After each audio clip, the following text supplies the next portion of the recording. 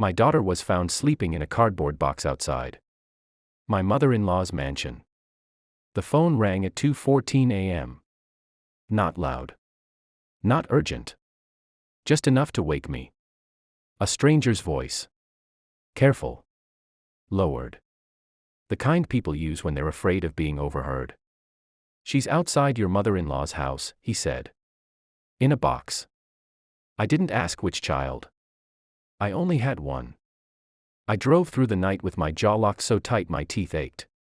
The mansion lights were on. Every window glowing. Warm. Alive. And there she was. My daughter. Curled inside a torn cardboard box like discarded furniture. Her hair matted to her cheek. Her small fingers clenched around nothing. A neighbor stood nearby, hands shaking. He wouldn't meet my eyes. The front door opened. My mother-in-law stepped out slowly, wrapped in silk and arrogance. She looked at my daughter. Then at me. And she smiled. She's better off with the stray dogs, she said lightly. Like commenting on the weather. Something inside me went perfectly still. I lifted my daughter from the box. She stirred. Whispered my name. I pressed my forehead to hers. Remember this moment, I whispered. Not to threaten. To promise. Behind me, the mansion door closed. I didn't turn around.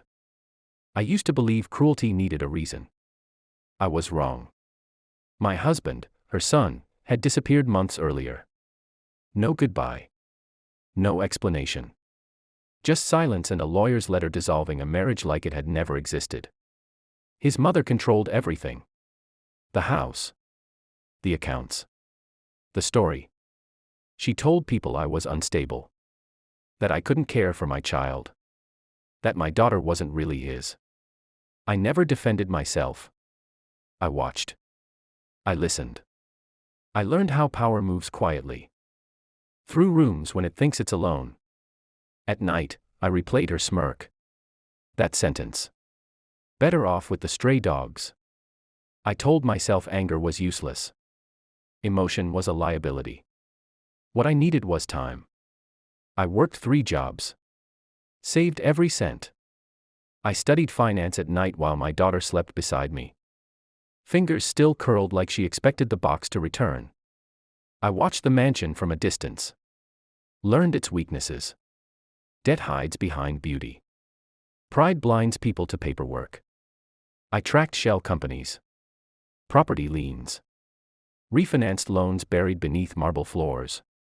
No one noticed the quiet woman rebuilding herself. That was the point. My daughter grew. So did my patience. I never spoke her grandmother's name at home.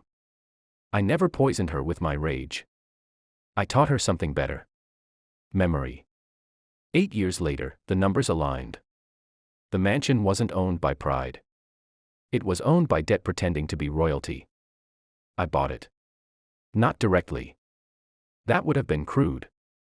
The foreclosure notice arrived on a Tuesday morning. I didn't attend the auction. I didn't need to. When my mother-in-law finally understood, she called me. Screaming. Crying. Bargaining. I listened. Silently. I arrived at the mansion for the first time in years. This time, invited. My daughter walked beside me. Calm. Tall. Observant. We stepped into the grand hall where my daughter had once slept outside. My mother-in-law stood trembling. Older. Smaller. Still proud.